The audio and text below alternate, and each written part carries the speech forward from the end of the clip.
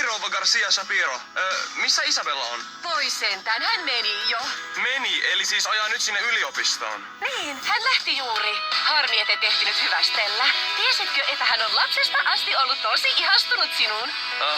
Kumpa olisinkin tiennyt.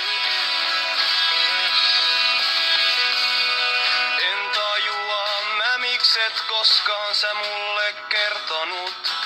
Tai ehkä kerroit sittenkin. Mä vain en kuunnellut. En koskaan sitä nähnyt. En ollut tarkkaavainen kai. Mutta nyt kun katson menneeseen, sitä salannut et lain. Mä kanssas kesät vietin, en tiennyt niiden päättyvän. Ja vaikka hetket kaikki yhteiset ois voineet olla enemmän, ei käynyt niin.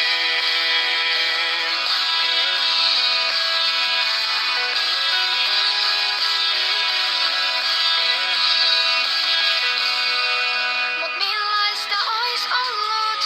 Sun kanssa seurustella, ois lempiin nimi saatu. Se olis ollut Finabella. Mä oisin aina tahtonut sua sadesäällä suojella.